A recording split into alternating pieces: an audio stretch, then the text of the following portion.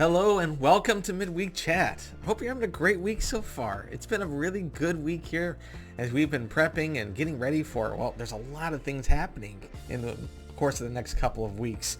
Things are starting to roll. We're getting ready for coming back to church, and we're still keeping our ear to the ground to see what's coming as far as any new openings or any lessening of restrictions. But all of that to say that regardless of how things look, we are just excited to be able to get to see everybody here in the near future.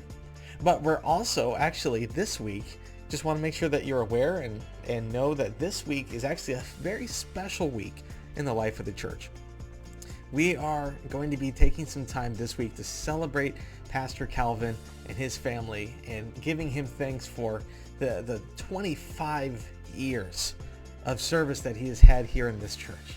25 years is an amazing number for any pastor minister. And just to know that not only has he served here, but he's grown up here, and this has been his family for so long. And now he's getting ready to move on to a different part of his life here. But yet he's going to be part of our family still.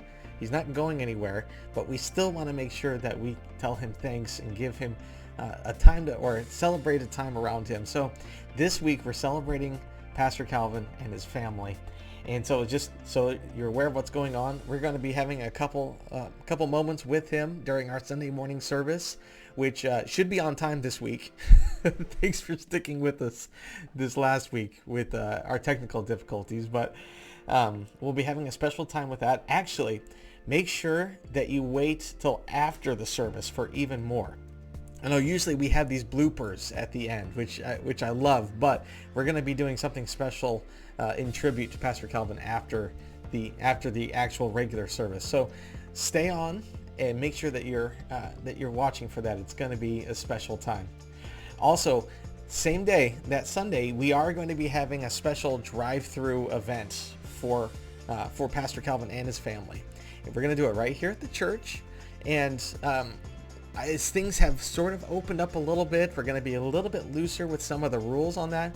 However, just to make sure that we don't get this giant mob of people, because I know that you all want to say thanks to them, we are asking people to come in different time slots. It's from 2 to 4, but take a look in the newsletter that just went out this week. Take a look in the newsletter for when you're supposed to be coming through. We have it set up by names, by last names. Now, here's what I'm going to tell you right here. If your time slot doesn't work for you, okay, just come whenever it's convenient, okay? This is for us to try and make sure that that we don't have a whole mass of people that is too much for us because of the restrictions, right? But I don't want to send anybody away if that particular time slot doesn't work. So if you can follow it, please do so. If not, come on whenever it's convenient, and we'll make sure that you get there. So there's going to be a lot of ways that we're celebrating them. They'll be out there. They'll be available for pictures and to talk. There'll be some treats as well. So I hope we can see you. Hope we can see you that day. Again, this is all happening Sunday. Big day. Let's show up and celebrate Pastor Calvin and his family this week, right? Well, as we continue on with our day here, I was thinking, I was looking back at this last week's sermon and just that special moment that we had with that baptism, right? We had a teen get baptized this week as he is preparing to go off and actually graduate and move on to the next stage of his life. But as I was sitting there thinking, I was just thrilled with that example that he showed, even as a teenager, right? He's a young person. And one of the dangers that we have, the older we get, is looking backwards on those younger than us and believing that they have nothing to offer, right? We've already been there. We've done that. We've experienced all of that. There's nothing that a teen or a child or anybody that's younger could ever teach us, right? Because we've been there already. We've been that before.